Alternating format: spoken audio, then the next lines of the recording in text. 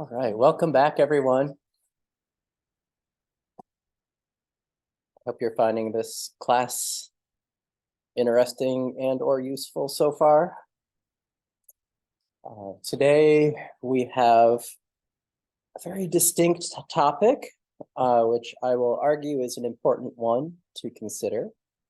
And that is whether this is the right time for you to apply for PhD programs. So I remember asking this question on the first day. Definitely a majority of you said you were planning to do that, and that may be exactly the right thing for you. But I wanted to go through some of the factors that are potentially relevant to this decision and some things that might be surprising about our current grad students, although I've hinted at it a little bit already. Last time we talked about the idea of just, how you might go about figuring out what you would like to study in graduate school. And that this is kind of inherently challenging for many people at this stage, and also kind of linked to today's topic. And related to that, since you might want to at least start to think about where a PhD would get you career-wise, we talked about some general possibilities as well as I could without getting field specific about what could come after a PhD. So any questions following up on our last class?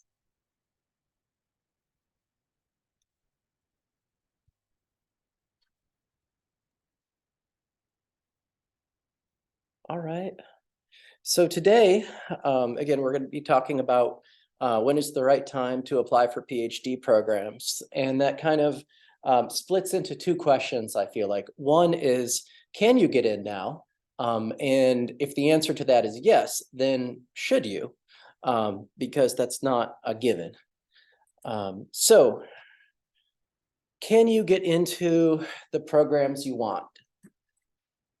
That depends on a number of things. In the old days, it was more about this. I think there are probably some students that figure, that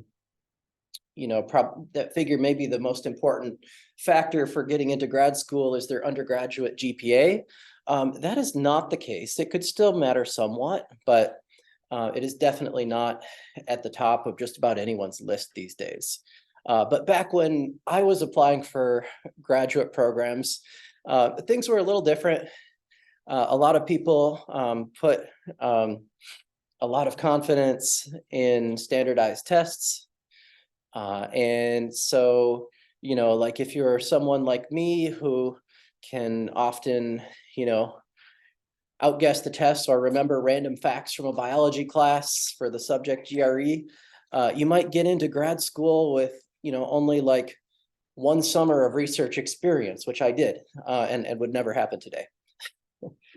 I would absolutely not get in with the application I had if I was applying today.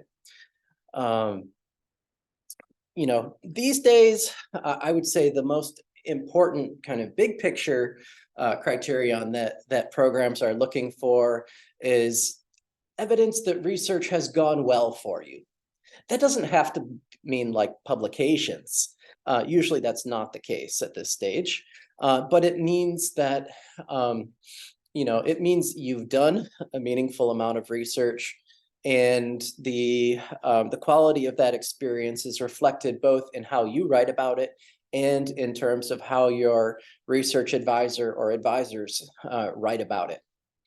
And in terms of quantity, I would say, at least for our program, sometimes if everything else looks good, we end up admitting people with as little as, maybe just over 1 year of research experience in a lab. But usually it's more. Usually it's 2 or more years of research experience. And it could really help if you've had at least some, even a brief experience of full-time research, even like, a summer or something like that. And, that's not the only thing that matters. Other things matter as well. Statement and letters partly are reflecting your research experience, but other things as well. There's a growing interest in trying to promote diversity in science in many different ways. To a limited extent, your existing research skills might make a difference. And, to some extent, the courses you've taken and potentially the grades you've received and that kind of thing might matter. But, central, I would say, to admissions these days is really research experience. And this is a topic we'll come back to in greater depth in a few weeks. So don't feel like this is all you're ever going to hear from me about admissions priorities. We're going to have a whole class focused on this in just a few weeks. But this is just kind of foreshadowing because, again, I mean, this is the first question, I guess, in terms of, whether it's time to apply for PhD programs is just, would you get in if you did? But even if you did, even if you were going to get in potentially, that doesn't automatically mean that this is the best time for you to apply for graduate programs. There are a lot of things that go into this. One thing that we focused on last time for a good half the class is whether you've identified a subfield of top interest. So, let's say a particular area of your major, assuming you choose to do something within your major, and you don't have to, but let's say a particular area of a UW major that reflects, your greatest interest going forward for research at the graduate level. Getting to that point, by the time you apply is something that I would advocate. And in terms of research experience and just familiarity with that area, I would like to emphasize the word initial here. You'd like to at least have some baseline kind of conceptual background in that area of interest and, maybe some relevant research skills. You don't need to have been researching that exact area, but if you have at least, some transferable skills from the research you have done, then that is a good start. And I hinted at this a moment ago, but I think that you should have at least tried full-time research, not like 10 hours a week during the semester, but like, 30 or 40 hours a week during the summer, for example, or if you choose to do something else after graduating and before applying for PhD programs. Because that certainly helps, not only from the program's point of view, but also just for you. I mean, like going into a PhD program, making that sort of commitment, knowing how much research there is involved in doing a PhD, it's just really good, I think, if you know that that's something that will help keep you happy over the next several years. And, this is a very individual thing, and I'm not going to, suggest exactly what this should mean for you, but are you personally ready for grad school? Is this something, in terms of, everything from your personal development to your mental and physical health? Is this the right time? And not just in terms of your scientific development, but your personal development. Questions so far? I know this is all kind of very big picture stuff, but I'll get into some kind of more specific things next. All right, so maybe I mentioned I was going to do this. I sent out a survey to our current genetics PhD students. They're the ones who know me, so they, at least half of them might respond to an email saying, would you please fill this out for this promising group of, prospective future PhD students who I am teaching right now. And so I think I got 28 responses. I'm not going to show you the survey of them yet.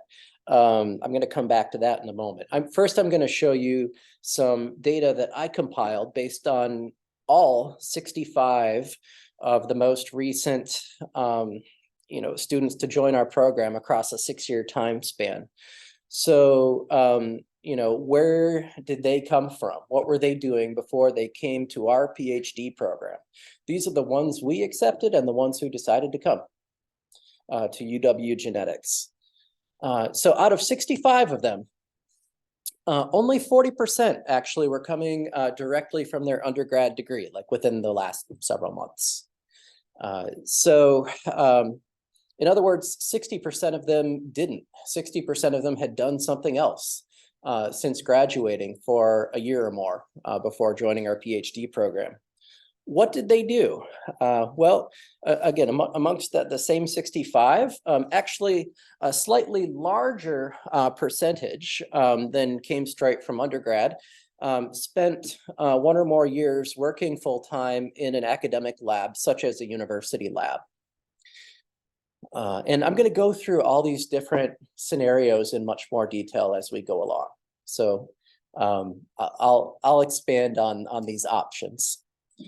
A much smaller percentage of them, but a small handful, came from a private sector research lab position instead. This, looks like just a few were coming directly from a master's program. You don't need to have done a master's to go on to a PhD program, but some people do. Some people do a separate master's and PhD, and the master's may help them to be more ready to get in and more ready to thrive in a PhD program. But I point out here that, another little fraction of them had a previous master's, even if it wasn't what they were directly coming to us from. So maybe they did a master's and then worked, in an academic lab for a while, for example. So I guess you could say about 11% total had at least obtained a master's before coming to our program, which is still a pretty modest number. But, for some, it may help.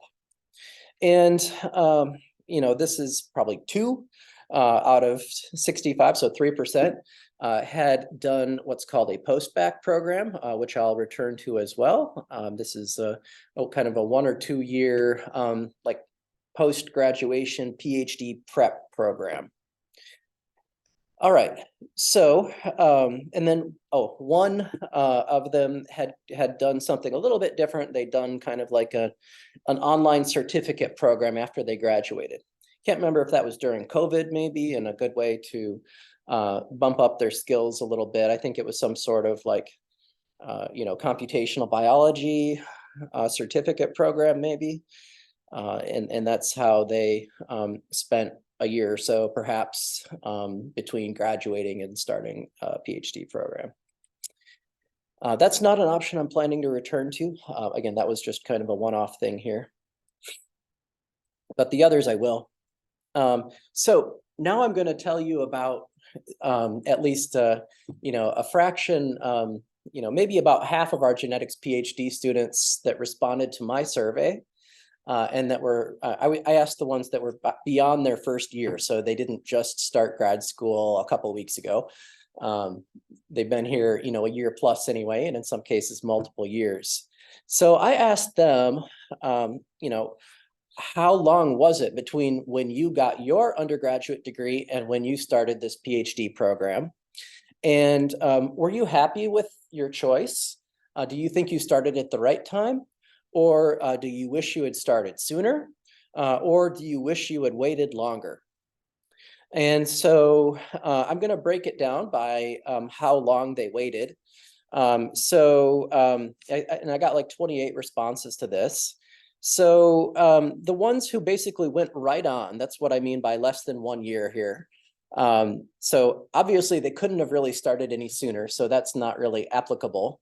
And it may reassure you that most of them were happy with their decision to go right on, but close to a third of them actually kind of regretted that and wished that they had waited instead. So food for thought. Of the ones who spent 1 year between graduating and starting their PhD program, 5 were happy with that, and 1 wished they'd waited a bit longer yet. The ones who waited between 2 and 4 years, between their undergrad degree and starting their PhD program. All 5 of them were happy with their decision. And then the ones that waited 5 or more years, well, 3 of them were happy with their decision, and one wished they could have started sooner, but elaborated that they didn't feel like they would have gotten in sooner. And this was an anonymous survey, so I can't confirm, whether that person would have been likely to get in previously. But that was the response, and that this was the distribution of responses that I got in response to that question. But I've got a little bit more yet from this survey. So I asked them why. So, the ones who were happy with their timing, I didn't really have a lot to ask them about that. Like, okay, but or the ones who went right on and were happy with their timing, I didn't have a lot to follow up on that. But actually, the ones who waited and were happy with their timing. So why were they glad that they waited instead of wishing they had started sooner?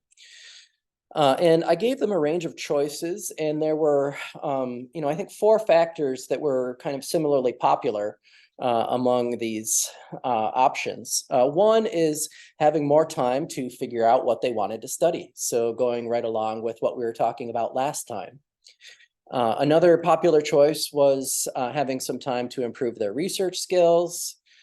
Another one was becoming more competitive for PhD programs, either so they could get admitted at all or to the programs that they most prefer. And the last one that was quite popular was they were glad that they had taken time to become more ready as a person for a PhD study. Related to that, I also asked the ones who wish they had waited longer, why do they wish they had waited longer? And I gave them a similar set of choices.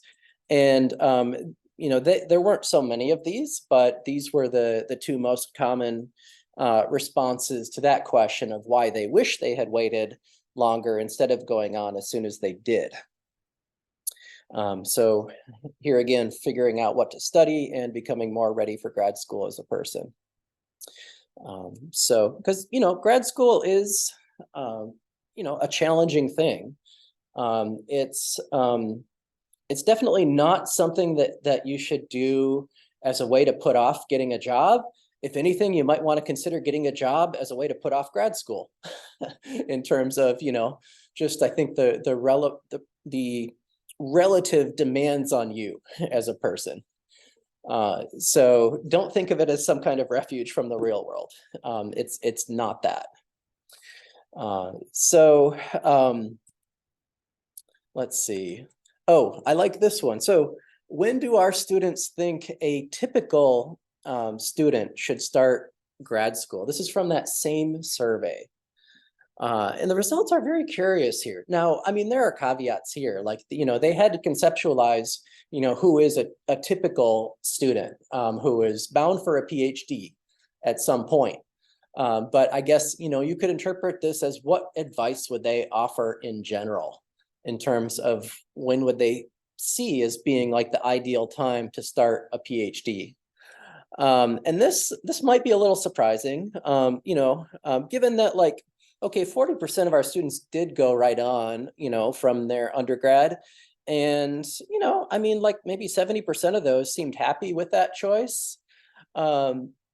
Yet, of my survey respondents here, only 11% of them thought that the best option for a typical student was to go right on to grad school directly after getting their undergraduate degree. 75% of them said the ideal time would be after 1 or 2 years of post-bachelor's research. And a smaller fraction, but still higher than the first number, thought that the ideal timing would be after 3 or 4 years of post-bachelor's research. And one thing that really got my attention is that even when I focused just on the people who went straight on from undergrad and were happy with their choice, even most of them didn't recommend that to the typical student. Only 3 out of 9 chose just after graduating as the best time for a typical student to start grad school. So even though they went straight on and they were happy that they did, 2/3 of them don't recommend that in general. And that really got my attention and surprised me a bit. What do you think? Are you surprised by any of this? I see yeses and nos. I don't know to what extent I can answer questions based on this, but if you have any, I'd be glad to talk about it.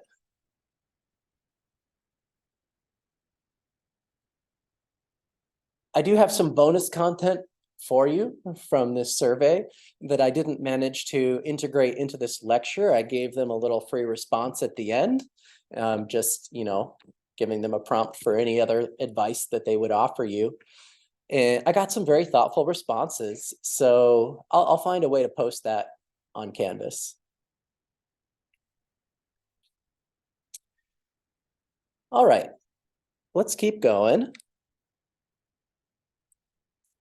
So one question is, if this is not the ideal time for you to apply for PhD programs, what else might you do first?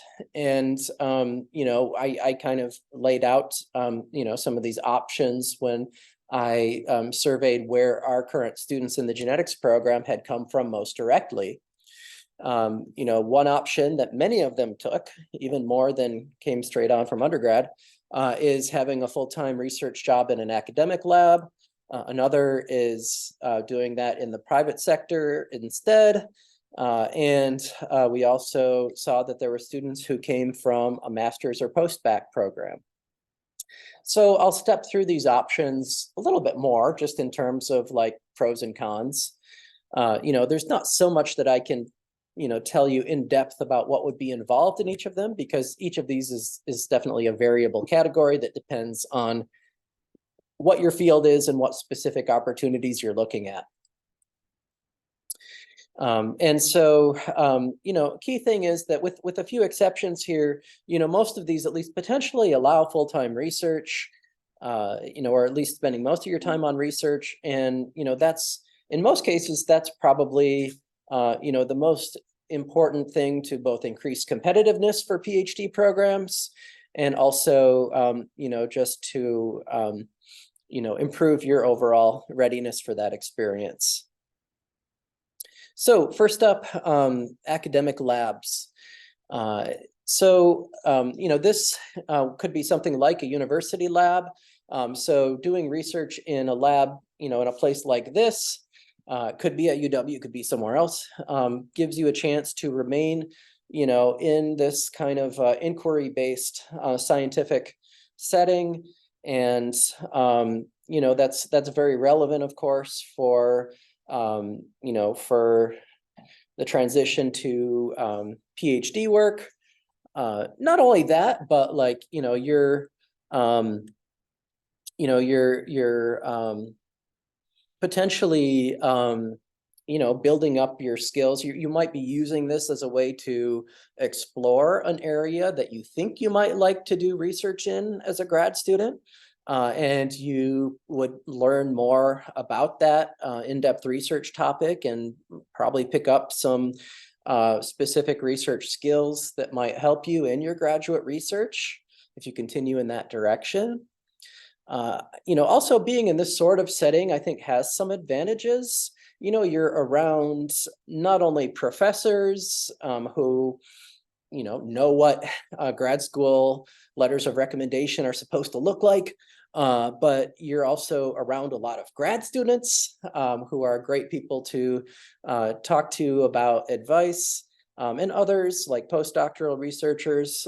So that's all a good thing in terms of preparing for being a PhD student. Maybe it gives you a chance to save a little bit of money. these are not necessarily, that high paying of jobs. What would it pay? I don't know. You might find these positions even just starting like in the low to mid 40s, like for someone who just graduated. So that's not that much more than the living allowance for being a grad student necessarily. And I'm talking about like in Madison. In other places, they might have to pay a different amount depending on the cost of living. But like I mentioned, for our genetics PhD program, the PhD students get like 34,000, I think, this fall for their living allowance. So this pays a little bit more, and maybe it helps you to have a bit more savings before grad school to kind of smooth that transition financially. But it's not necessarily worlds different in terms of your income. One thing that I would want to advise about this and other types of lab positions is make sure at least, some of your time, it doesn't have to be all your time, but make sure at least some of your time, either initially or after a little while, could involve leading your own research project. Because, that is what is really going to help, both in terms of competitiveness for PhD programs and in terms of, just boosting your overall, preparedness and research skills. Because certainly there are positions out there that don't. There are positions where you are working in a lab, but your responsibilities are, very specific. Like you're taking care of the mice in the mouse colony. And you're not doing your own research project, and that isn't really something you could get to from that position. So, make sure you understand to what degree, actually doing research and especially leading your own research project can be a part of that position, at least kind of leading up your own sub-project, if nothing more. That can kind of help to avoid a situation which is a little, maybe more of a dead end in terms of not helping you to take the next step in applying for PhD programs. And so these positions go by different names. These are a couple, research specialist or lab technician. And you could find jobs like this that are listed right now. It's a little early for you to apply, I would say. But they will continue to be posted whenever. So if you wanted to hang around here, you could, or you might want to take this opportunity to try living somewhere else and look more broadly. And you have to kind of look around and maybe ask people, especially in terms of where to find the job listings that interest you. Also, don't be afraid to reach out to potential faculty advisors about this. Even if something hasn't been posted, somebody might be interested in trying to make something work for you. But as an example, like in my own field, at least, on the kind of evolutionary side of my field, there's this website called Evolder. And that is where a lot of relevant positions are posted. But if you don't know that, then you don't know to look. And not every field may have something like that, but it's certainly worth asking.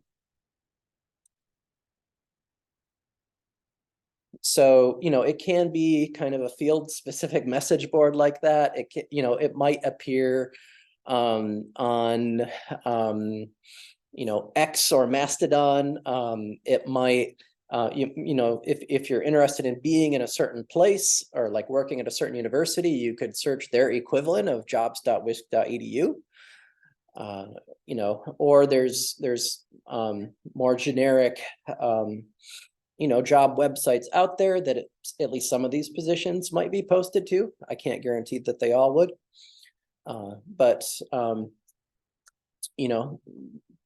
that is at least a little bit of a suggestion about like what you might look for along these lines. All right, so the next general category that I wanted to cover is the industry lab position category. One advantage that this could have is if you think you might be interested in a private sector scientific career long-term, this would give you a chance to kind of sample that work environment in the short term and kind of confirm whether or not it suits you or not.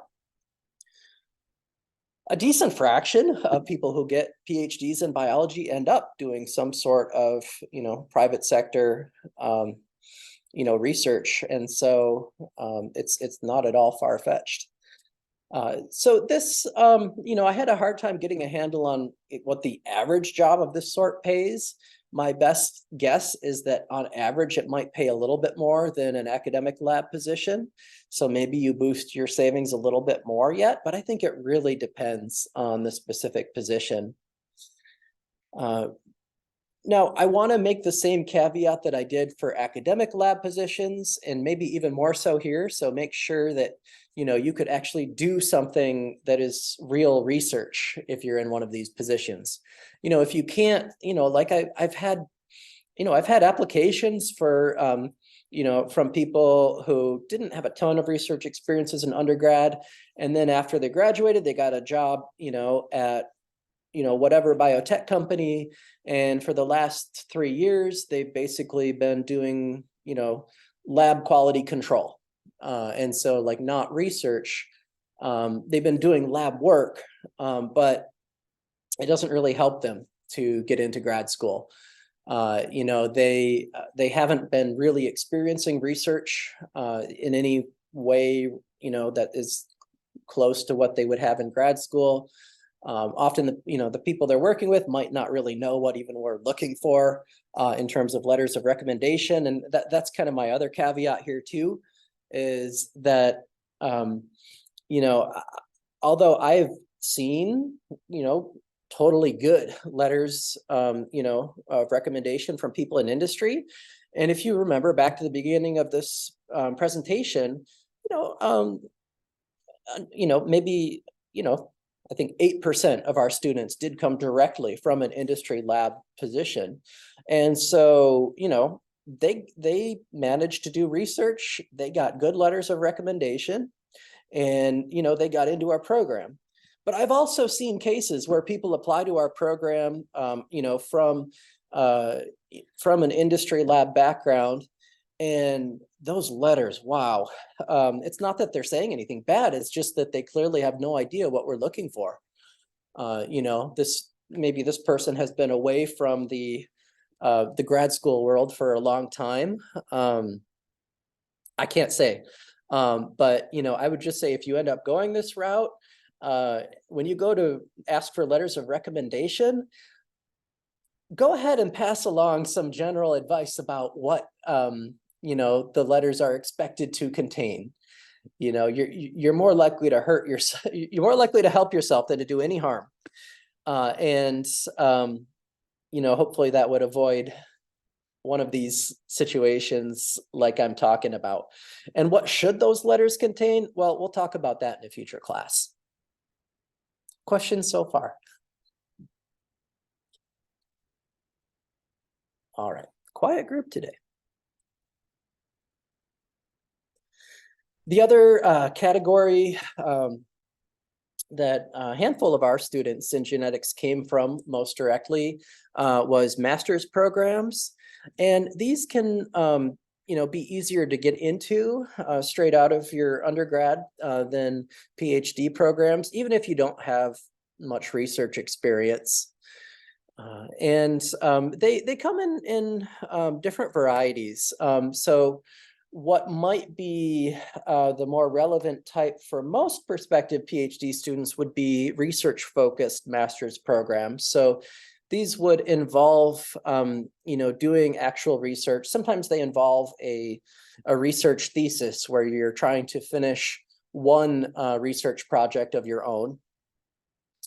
And so, that experience is naturally well aligned with preparing for a PhD study. Although, you finish your master's and then you're still kind of starting from the beginning, in terms of PhD programs, and that doesn't appeal to everyone, given that you can otherwise potentially just go into a PhD program without a master's. But, this is one way to potentially gain more research experience. Some programs offer the possibility of starting as a master's program and then kind of transitioning to being a PhD student. That isn't an option in my own home program here. But I think, other UW programs do allow that. And so it can function as almost like a mutual trial period, and working with a particular faculty member. And if things are going well on both sides, then, maybe it does end up extending to PhD study, even in the same lab.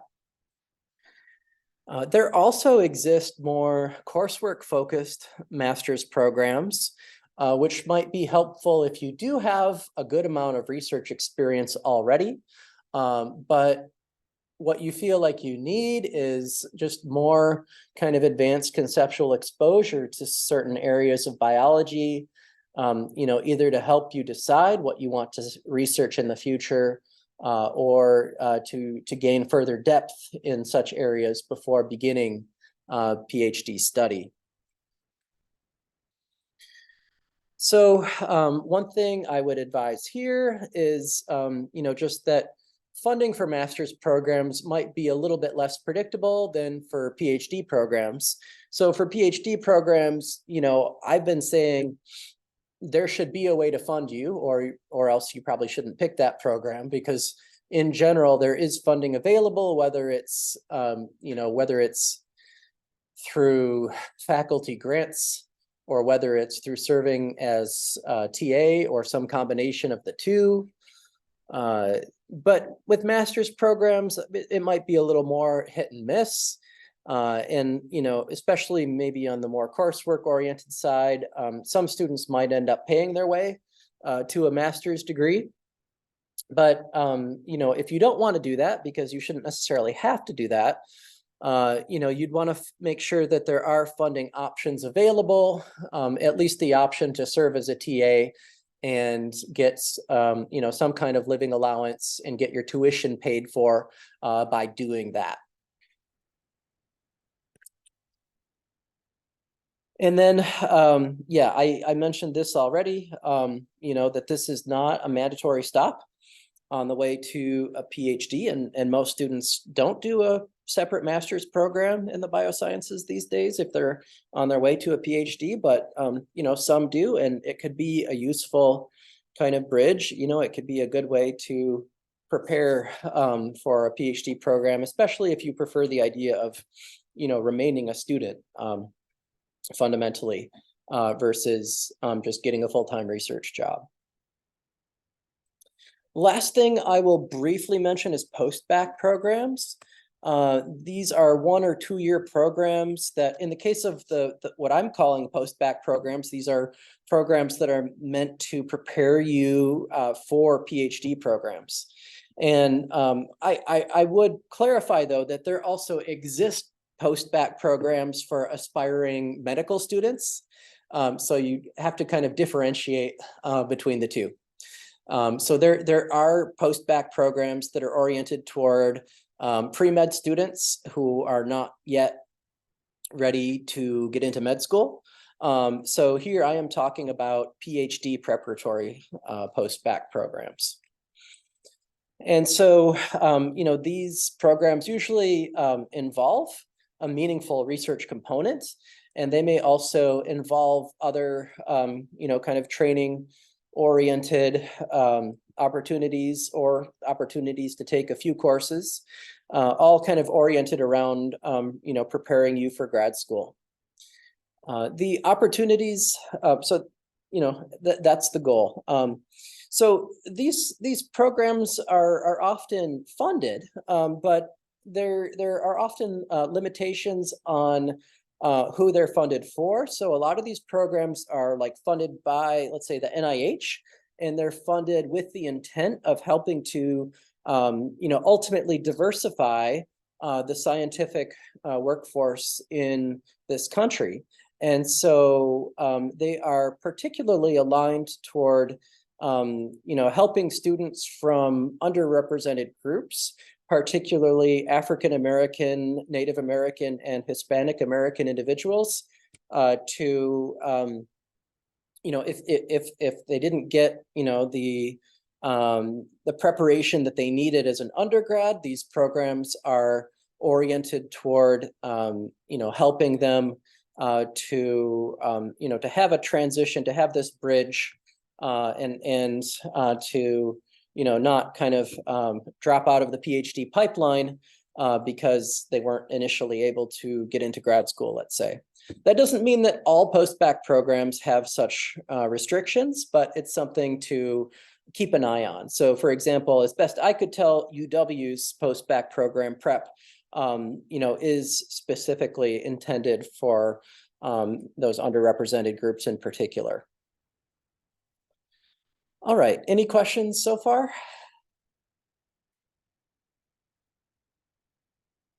Yes. I'm not sure I can. To be honest, I didn't realize that UW had a post-bac program until I was researching this particular presentation. So I know very little about it. I would just expect that it follows the general parameters outlined here, that you're doing research in a UW lab. You are going through various kind of training workshops that kind of outline skills to be a successful PhD student, and that you would receive a living allowance during this program. I don't know if it's 2 years or what, but yeah, I think, if you look up this program, probably within 20 seconds, you'll know more than I do about it. Sorry, I don't know more, but I recognized many of my local colleagues here as faculty affiliated with that program. It hadn't really, gotten on my radar though, so I haven't served as a faculty mentor for a student in this program before, but there are a pretty large number of labs affiliated with it. I would say that, I do believe that it has kind of a biomedical focus. And so, it would be most relevant for students who are, in a broad sense, like interested in the more molecular side of the biosciences, or the more, I guess, disease research side potentially. It would probably not be relevant at all for, someone who is interested in ecology or plant physiology or macroevolution, or various other areas of biology that may not fall under like the National Institutes of Health fundable umbrella. And that may often be the case with these post-bac programs, I would say, in terms of that focus, because that may often be where the funding is coming from. And, so they're trying to align what they're doing with what the funding agency wants. So I would guess probably across the board that kind of span of research areas is what's going to be covered by these programs. So as someone who's admitting graduate students, do any of these options like stand out compared to other ones, or is it more dependent on the situation?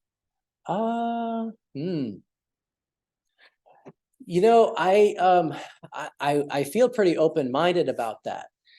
I've had students from multiple backgrounds. For whatever reason, although it was a small number on my slide, I think I'd say, I've only advised 7 students so far. I've only been here like 12 years, and a PhD takes a little time, so that's probably about par for the course. And for whatever reason, I think at least 4 of my students had done a master's before they ended up in my lab. That wasn't really by design. It wasn't like I was looking for that, but it ended up being the case. Whereas at least a couple of my students have gone straight on from their undergrad degrees.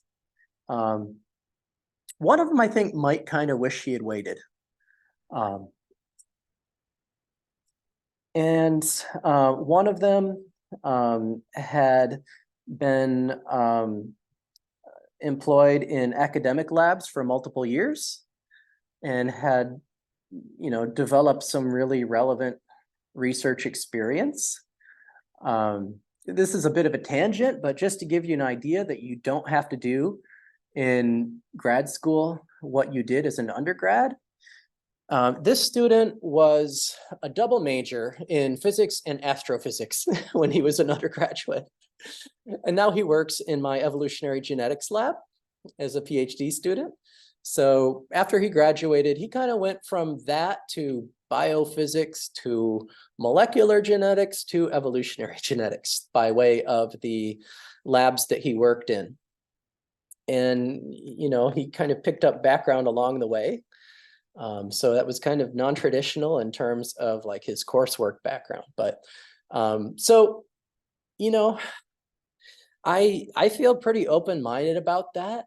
I wouldn't be averse to any of these options at all. To me, it's much more about more individual factors. And I don't think any of these are a bad option in general.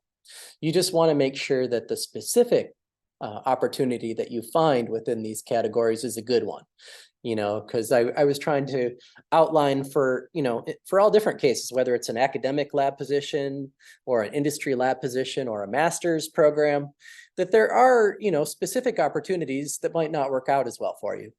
There could be a lab position that doesn't let you do research, or,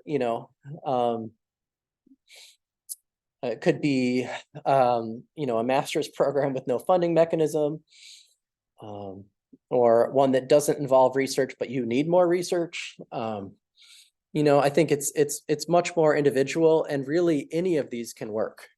And, that's kind of, what I'm trying to emphasize here is that, there are many potentially equally good roads. You could look at like, the survey results that I put up at the very beginning, and I mean, this is kind of like, in some ways, this is our students voting for what they thought would work best for them.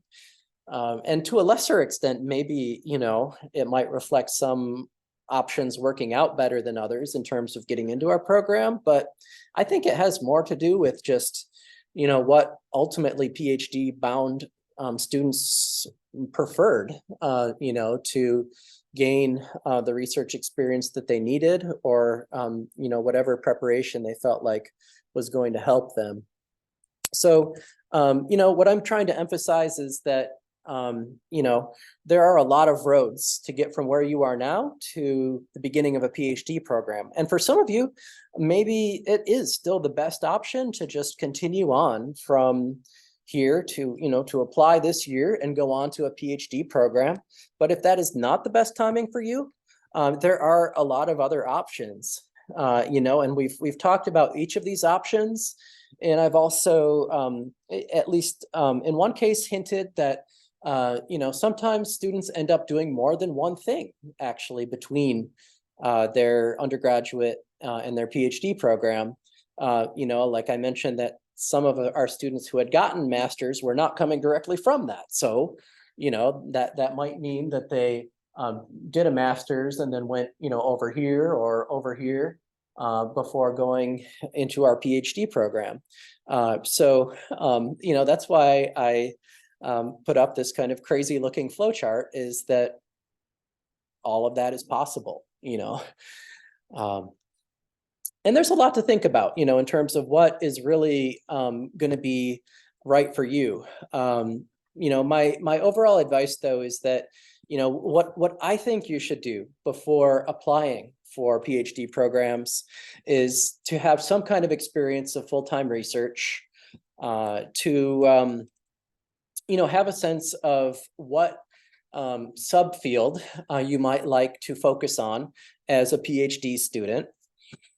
And, just, from a personal standpoint, to confirm that this is a time when you feel ready to take on this big challenge.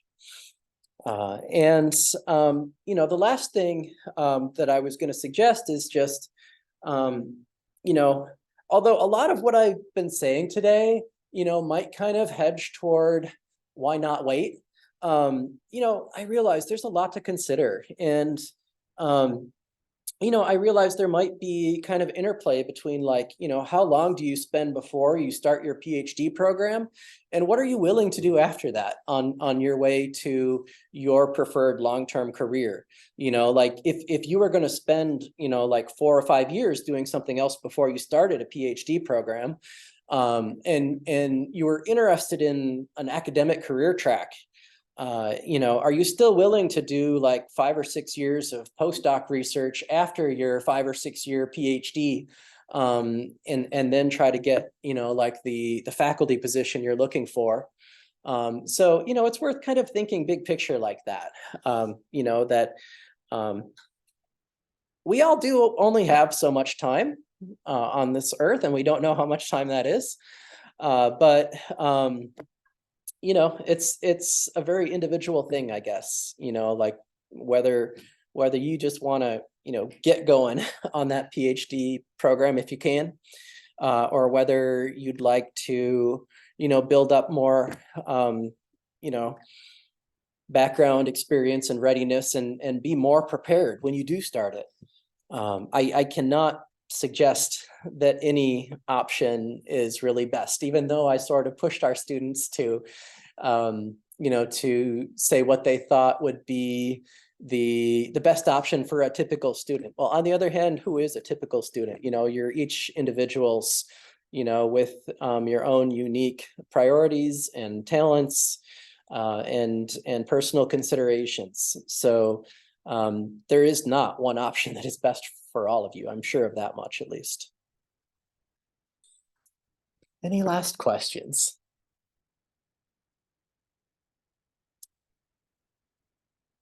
Well, I'm definitely finishing early today.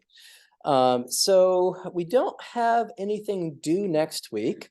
Hopefully you were able to set up your faculty conversation here. That's not what this is referring to, but anyway, if you didn't get that submitted by today when it was due, you can still submit that through Canvas for, initially at least most of the credit. So that's worth keeping in mind. There is also a writing assignment, short one, like paragraph, that is due 2 weeks from now. So now that we've talked about all of these things, all this kind of pre-PhD stuff, like upstream of applying, how are you feeling about things? Like, do you still feel like, a PhD program is right for you? Do you, have a sense of what you might want to study? Do you, what are you thinking about timing? So this is just directly quoted out of the syllabus, just reformatted a little bit. But this is what I'm looking for from you, just a paragraph responding to these questions. You might also find it informative with regard to these questions just to come back next week, because we're going to be talking about a lot of these same topics with our a set anyway of our current PhD students. Again, in the genetics PhD program, there are several who responded to an email from me saying that they would be happy to come here and be part of this conversation with you. And so I'm really happy about that, and it'll give you a break from hearing me talk, which is always nice. So that is what we have coming up next week. And then the last thing I wanted to mention is that I am now just leaving the sign-in sheet up by the door. And so even when I come in here 2 minutes before class starts, it's already been up there. And what I do after every class is I snap a picture of it with my phone. Now, last week, I was late getting that out. I did not already have it up there. And a few of you might have missed checking that you were actually here last week. And so if you do that, don't worry about the fact that on my phone picture from last week, there was no X by your name. You can go ahead and mark by your name if you really were here last week and didn't manage to do that. Otherwise, just be aware of that. If this happens in the future, like if even though I'm telling you this today, you forget to put a check by your name, 2 minutes from now, and then you remember later, what I would suggest is just send me an email, because like I'm pointing out that last time I did not have that thing out long before class, and I expect that some people would have missed it, but in general, know that it's there. You can just hit that on the way in. And if there's any sort of irregularity like that where you're wanting to address a past class, just send me an email. That is all I ask. And you can also send me an email anytime you have any sort of health or family reason, for example, and need to miss class. You can always look at the recorded lecture on Canvas. I do not do hybrid classes. Partly that's actually for student privacy reasons, because I plan to put these recordings online, and I'd rather not have to worry about whether the students, on the bar of the Zoom call want to be on that video or not. And partly it's less for me to keep track of during class if I don't have to keep checking for classes or for questions in chat. So it helps me focus a little better if I don't have to worry about, a dual audience at one time. So I don't do hybrid, but I do post the videos after class, usually in pretty short order.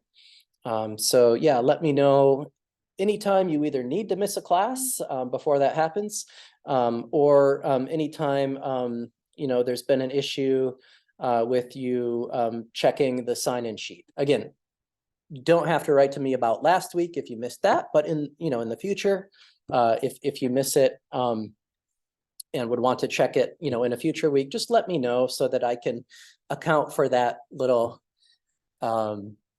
disparity, if I'm checking through my phone photos of that sign-in sheet that I take on a weekly basis. I also do that just in case that sheet were to ever disappear.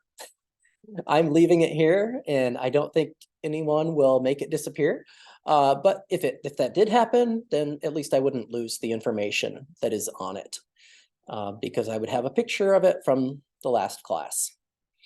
So anyway, just wanted to elaborate on that. But even after all that rambling, I am still letting you go 15 minutes early.